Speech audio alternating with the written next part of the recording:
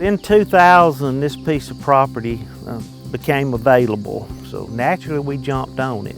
I was able to trade for it, sign for it on my birthday on September the 8th. The lady that owned it had let me hunt on it before, and I was always, you know, enthralled by the beauty of it and this creek.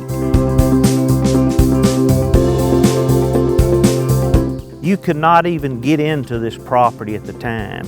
We had to start just cutting the road in, cutting in through here. It was so grown up with greenbrier and then huge poplar trees down through here that we just couldn't even get in with a little 2000 Ford tractor. So I traded with a timber company and let them come in and cut everything they could, with the exception of the SMZs, and then we left a lot of white oak trees. I have probably 35% that's in just pure planted loblollies. I have a rather large percentage that is in mixed hardwoods, with about 15% is in wildlife openings that we put all around it. When I bought this piece of property here, it was mainly for wildlife. I am such a big deer hunter, and I love the cover on it and all. So we started out with just for deer, and then it later got on into the turkeys.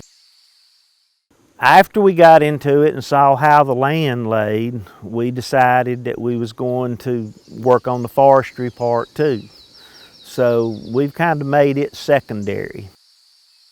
I met with James and Paul, and they came in and did me a forestry program. Couldn't have done any of this without them. So we started putting in some pine plantations. They kept giving me a working plan for the place, and it helped me a whole lot.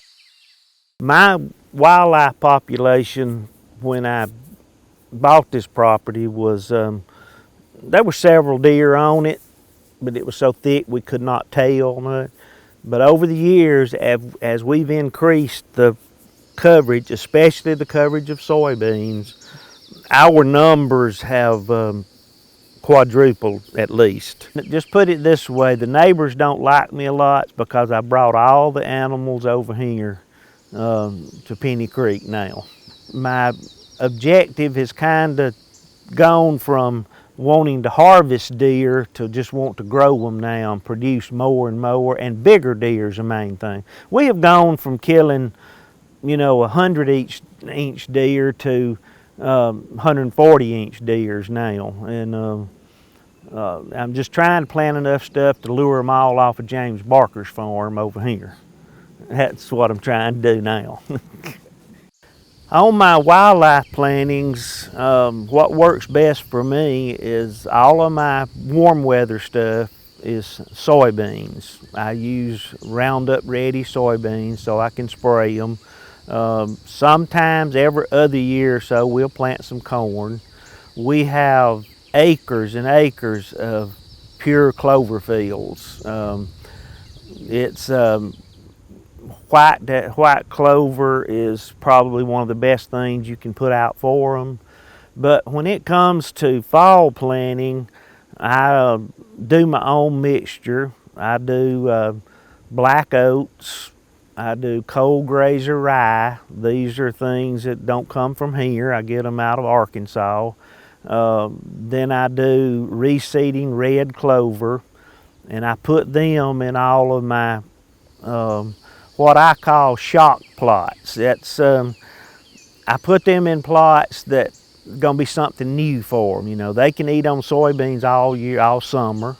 They can eat on the clover 12 months out of the year. But I put this new stuff in, and they'll come to it. They'll flock to it in cold weather.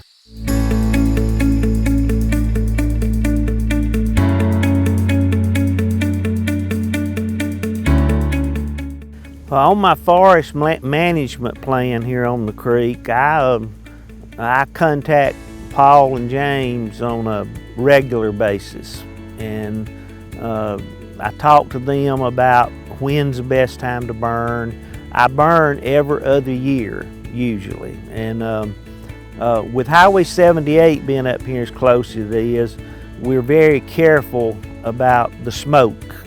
So that's where they come in. They've been good enough to me when I drive up there. You know, I'll say, hey, what's the weather? They'll tell me where the wind direction, this sort of stuff, the humidity. We have opened our place up now and started to host a lot of other events in here. And that's another thing that James asked me about, was Classroom in the Forest. So we bring all the 5th graders. Every year they get to come in here. We do that. Now I have started with an after-school program City of Heflin has. Every other week they have a field trip out here, and I have 35 kids. Churches come here and use it. We'd like to see our churches have their fish fries and stuff here, and but the children coming is very special to us, to see them out here. That's where I get my reward from, is seeing them out here.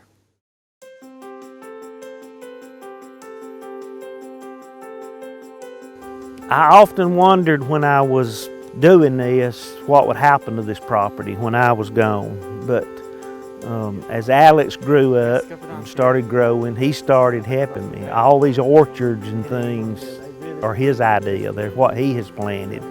And then I have 2 other grandsons. I'm blessed to have a daughter and son-in-law that's involved in it. They all like the outdoors. They all like to work hard.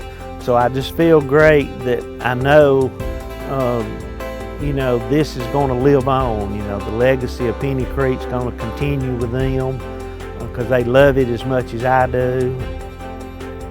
The future is really bright for this place. Between me and my brothers, I think we'll continue this on, and it'll be something that we can continue to share with our families. I really just want to share it with my grandkids, one, and my kids and all that, but I really want it to continue to see the schools come in, the Boy Scouts, the church groups. I really just want to see it continue to be shared and enjoyed by everybody that in the community and in Cleburne County. And I hope it can just continue its legacy like that.